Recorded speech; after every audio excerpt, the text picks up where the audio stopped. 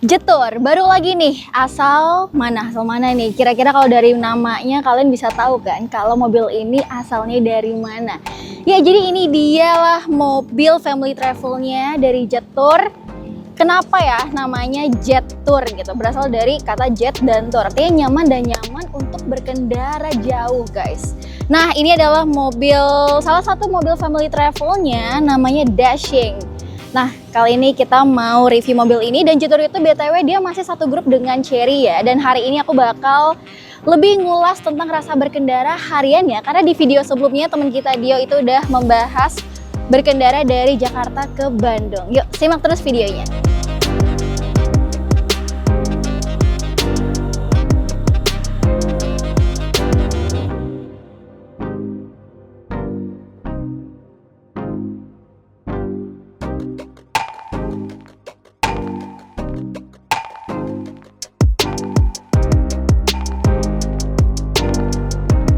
Nah ini kita mulai bahas dari bagian depannya dulu ya. Untuk desainnya sebenarnya ini atraktif banget ya, sesuai kayak mobil-mobil Cina zaman sekarang tuh emang atraktif tapi nggak lebay sih menurut aku. Seimbang gitu. Ini di bagian bawahnya, di bagian grillnya emang dia agak kelihatan megah, rame gitu. Tapi kalau kita lihat ke bagian atas ya, di RL dan Sennya ini dibikin sipit. Jadi seimbang nih dari bawah ke atas. Kalau di belakang itu modelnya kelihatan lebar banget. Jadi kalau misalkan kalian lagi berada di belakang mobil ini, emang kelihatan mobilnya kelihatan lebar gitu. Dan kalau kita lihat ke bagian samping, itu mobilnya kelihatan padat karena peloknya itu pakai ring. Dan untuk model door handle-nya, dia modelnya flush. Sesuai, jadi aku bilang kalau mobil ini lebar ya. Jadi emang lebar di dalam juga. Dari pintu ke pintu itu emang lebar. Cuman kalau untuk cockpitnya emang kerasa lebih sempit. Mungkin karena center konsolnya ini lebar tuh. Segini gedenya, bayangin aja. Tapi di sini ada macam-macam sih emang. Ada cup holder satu, ada wireless charging berikut dengan fan-nya. Jadi kalian kalau ngecas di sini kayaknya nggak takut HP kalian jadi terlalu panas gitu. Terus ada satu ini ruangan penyimpanan juga berikut dengan 2 USB port sama power outlet. Ada handbrake-nya, hazardnya di sini, auto hold di sini, sama hill hold control di sini. Nah ini untuk pengaturan ke head unitnya. Nah ini untuk head unitnya, ini besarnya 10,25 inch, sama kayak Speedo-nya. Tapi jadi kerasa kecil banget tulisannya karena bezelnya itu tebel-tebel banget nih, kanan kiri atas bawahnya ya. Terus di sini ada shortcut untuk ngatur spion, ini untuk power steering mode dan ngelock mobilnya. Ini kalau kalian drag dari atas ke bawah itu muncul shortcut, bisa ngatur driving mode, ini untuk pengaturan volume voice command, bisa buka bagasi juga dari sini sampai bisa ngeliat kamera 540-nya.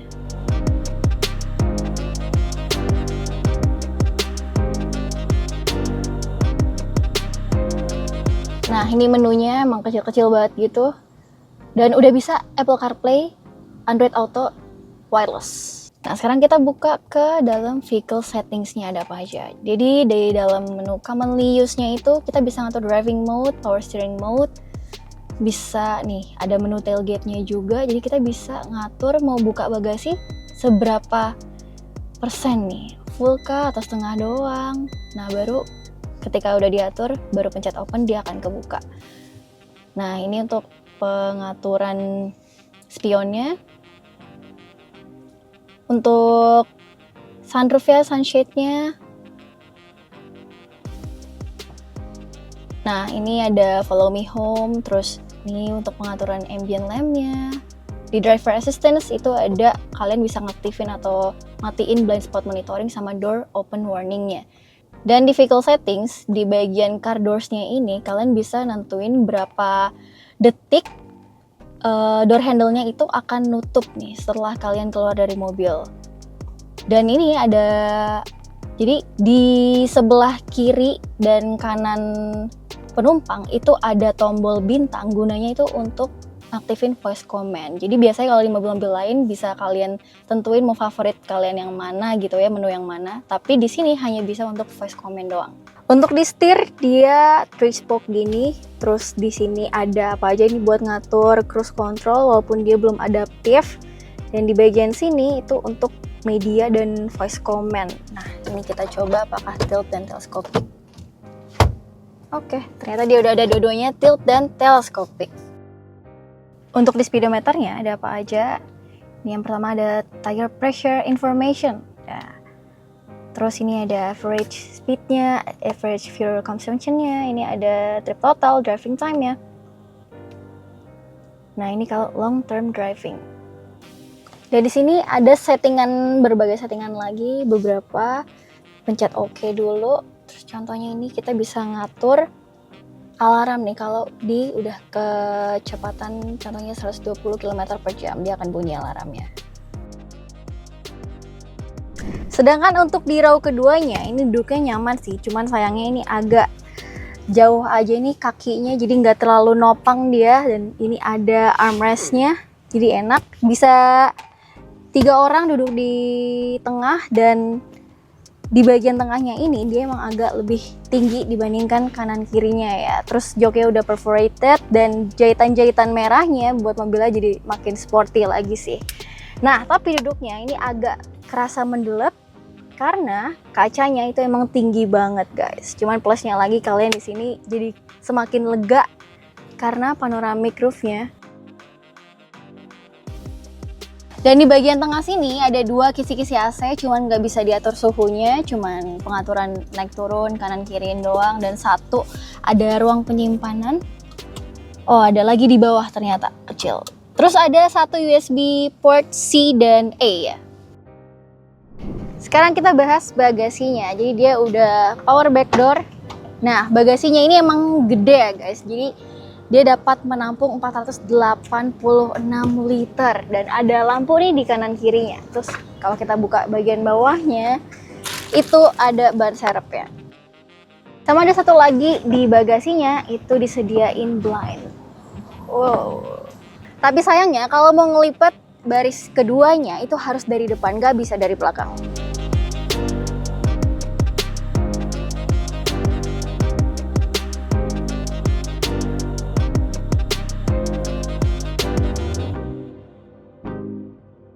Dengan mesinnya yang 1500 cc turbo dipadukan dengan transmisi DCT ya, dia 6 speed. Untuk dipakai di perkotaan, mobil ini sangat memadai dari segi performanya. Kalau untuk tenaganya dia 156 TK dan torsinya 234 Nm. Lumayan kan? Dan emang mobil ini diajak jalan beneran enak sih. Cuman kalau untuk misalkan dari 0 sampai 2000 emang agak lama tuh naiknya. Tapi giliran kalau udah 2000 ke atas itu berasa cepet gitu lah. Apalagi kalau kita lagi pakai mode yang sport. Ditambah dengan turbonya dia gitu. Itu jadi mobilnya cepet banget sih. Tapi itu yang menjadi karakter dari DCT juga sih. Emang agak lambat tarikannya di awal, tapi giliran udah naik ya udah jalannya lancar banget sih. Tapi jika kita bandingkan mobil ini dengan mobil-mobil lain sekelasnya dia, masih banyak yang lebih tinggi powernya dibandingkan mobil ini. Contohnya seperti HRV RS Turbo, kereta N-Line itu masih powernya lebih gede ya dibanding Dashing ini. Kalau dari segi handlingnya, dia nih enteng banget setirnya ya. Setirnya enteng, tapi untuk remnya dia sensitif dan nggak butuh waktu lama untuk penyesuaian gas dan remnya sih. Tapi kalau untuk suspensinya dia udah bagus sih, depan belakang dia pakai independen nih. Cuman walaupun mereka depan belakang udah pakai independen nih, tapi kerasanya ya saat kita bawa mobil ini masih kerasa keras suspensinya. Di bagian depan juga tetap kerasa suspensinya kerasnya itu kalau kita ngelewatin speed trap tapi dengan kecepatan yang lumayan gitu ya. Kalau kita jalan pelan mah nggak kerasa. Kalau jalannya agak cepet itu baru kerasa. Dan satu lagi, kalau misalkan kita ngelewatin jalan yang agak rusak tuh, Tapi kalau kita manuver pakai mobil ini, belok-belok, emang mobilnya lincah banget sih. Di tol apalagi, itu kayaknya emang sesuai banget buat jalan-jalan lurus kayak gitu sih mobil ini. Lalu yang mungkin jadi consider kalian ya, untuk beli mobil ini atau enggak, ada di bagian ADAS-nya. DJ cuman ada blind spot monitoring, sama cruise control yang belum adaptif. Nah, jadi kita belum bisa ngatur jarak sama mobil depan. Itu doang sih di bagian ADAS-nya, ada 2 doang. Ya tapi ada fitur-fitur lain di mobil ini ya. Contohnya kayak ada voice command, kamera 540. Jadi fitur-fitur tersebut yang relevan dipakai secara harian lah. Jadi setelah kita pakai menggunakan mobil ini selama beberapa hari, kita ini ngisi bensinnya pakai round 92 ya. Kita dapetin konsumsi BBM-nya itu 1:8 km per liter.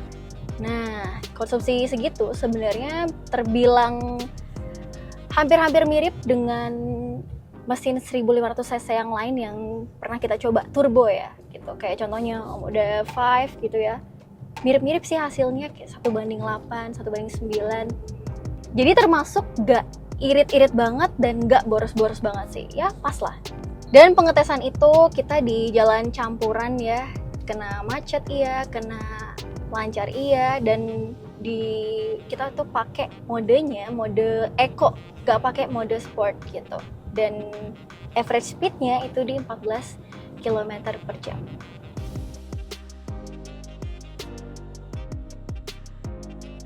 Ya, jadi itu dia tadi menurut kami ya. Jadi ini adalah Jetour Dashing itu family travel car banget gitu ya. Apalagi dia 5-seater, mobilnya SUV, cocok kayaknya buat kalian berkendara yang agak jauh juga masih mumpuni sekali mobil ini. Apalagi tenaganya ada ya. Dia performanya ada, tapi agak aneh aja sih karena kan sekarang lagi gempuran nih banget mobil-mobil hybrid, mobil listrik, PHEV, dan bahkan Jetour Dashing ini di luar negeri itu ada yang versi 1600 cc-nya, ada juga yang versi PHEV-nya. Nah, jadi harganya dia tuh di Rp403.800.000. Beberapa hari setelah syuting ini, ternyata Jetour Dashing turun harga jadi 359 jutaan nih. Lumayan juga ya turunnya 40 juta rupiah. Menurut kalian apakah yang ICE ini ya, yang dikeluarin Jetour sekarang sudah cukup dengan harganya segitu, atau kalian better lebih nungguin yang versi PHEV-nya masuk ke Indonesia gitu? Karena pastinya kalau PHEV kan lebih irit dibandingkan yang versi ICE ya. Silahkan komen-komen di bawah karena kita pengen baca-baca apakah mobil ini itu sesuai dengan harganya yang 403 juta tersebut. Sampai jumpa guys di video-video review kami berikutnya. Terima kasih sudah menonton video ini. Bye-bye.